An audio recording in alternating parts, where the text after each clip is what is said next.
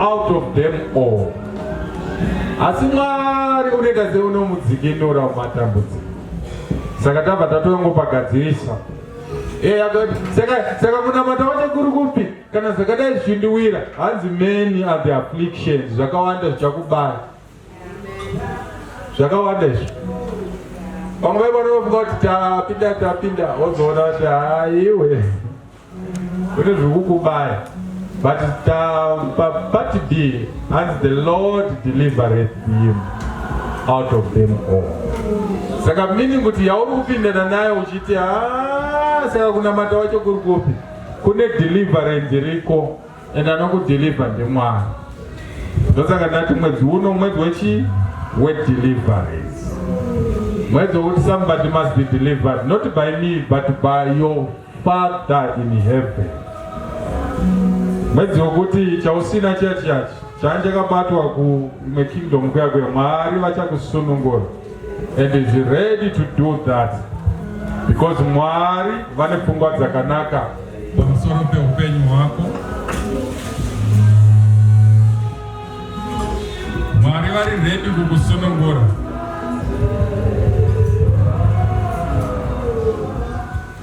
Yeah, God is ready to deliver you.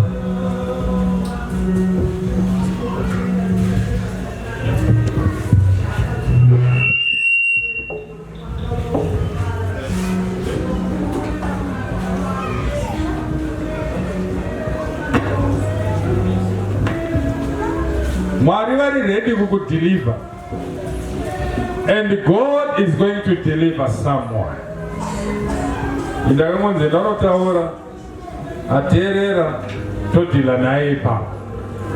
Hazvina ndava kuti Mwari uri kuti vanhu vari kuti kudii, but Mwari ari ready kukusunungura. So I want you to understand,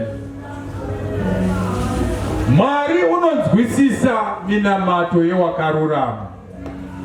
God listens to the prayers of the righteous. If you are a righteous one, understand that Mwari unonzwisisa minamato yako, unoizwa. Are you hearing me, somebody? And God is ready to deliver you.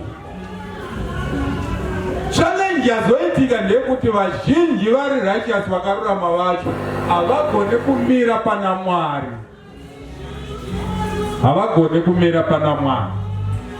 Vanoda kumira pavanonzwa ivo kuti ndo patinoda kumira, asi pana Mwari havadi kuita sei, havadi kumira. Yet God is ready to deliver you because he listens and he hears the prayers of the righteous. Saka kana waidhauta kuti minamato yangu hainzwike, ndauya kunokuudza kuti Mwari vanonzwa minyengetero yevakarurama. Meaning kuti what you need to do,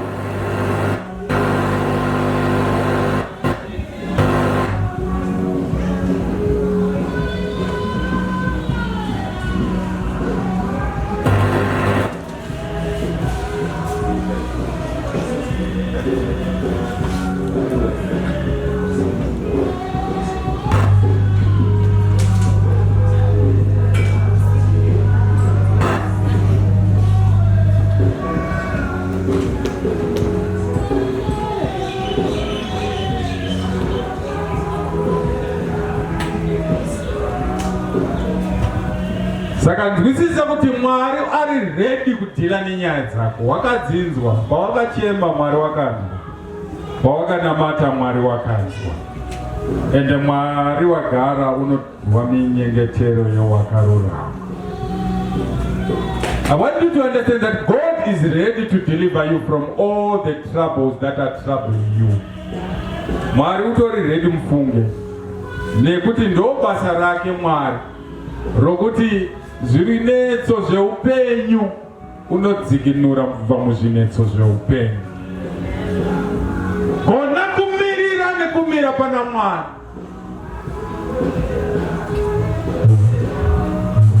Challenge inoita vanhu vazhinji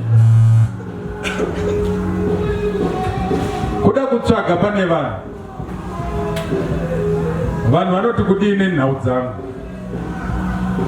vanhu vachati kudiko nenhau yangu iyi.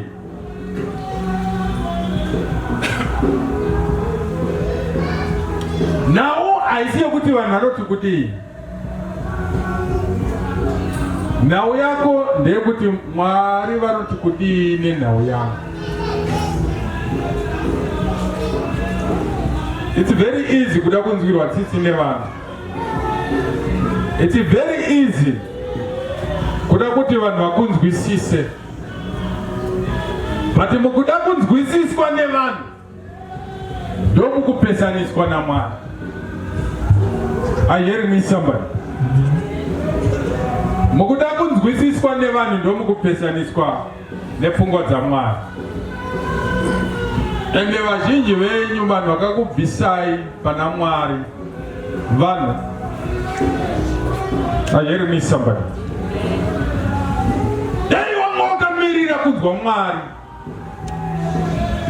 ungadai usina kuenda kumwe kwawakaenda. Azitomondizi. Eno wanga wakamirira kunzwa Mwari kuti Mwari unoti kudii. Kune nzvimbo dzawakaenda dzawaisafanira kunge wakaenda. I hear me somebody. Eno wakamirira kunzwa Mwari, kune nyaya dzawakapindana nadzo wasingafanira kupindana nadzo. Kunzwika zvakanaka naka. Kune ma-choices awakanochuza awaisafanira kunge wakachuza ma-choices iwawo because hauna kunzwa Mwari. Ndawakanzwa vanhu. Vasikana kwakati kwaitika zvakati ngatimhanye. Munomhanya asi makazodzoka muine. Mwari ndokwakati munofanira kuenda. Kwauri uku ndiko here Mwari kwakataura kana kuti uri kwakataurwa nevanhu?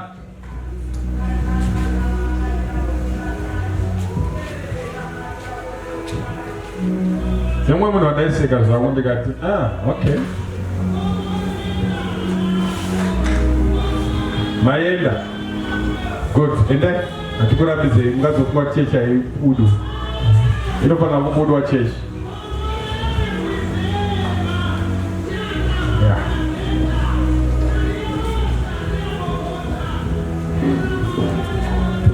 What's it? Mindfulness. Noko nada kuti vanhu ngavarambe vari pano. But mashizha brown. Shizha rinogara mumuti ndere green. Ai green ayo ndo anogara mumuti wa. But ukaona aita brown chiziva kuti season yaita sei? Yakunodoka. Saka tine vamwe vanhu kuti tikada kuramba takabatira but shizha rabrown hapana changodona wangu. Kuti rakatokudza kuti bye bye. Kana mukarinamatidza kutora kurinamatidza zvinenge harisichabatsira because nechikudza kuti supply yemuti harisisini nayo.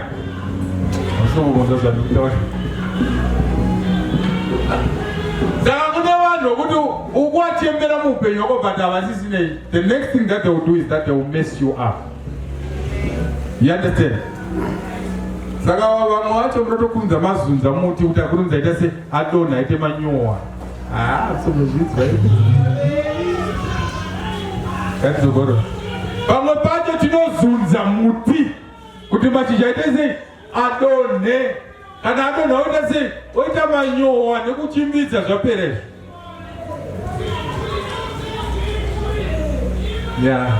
Saka zvinoita here pachinamata? Zvinoita baba izvi.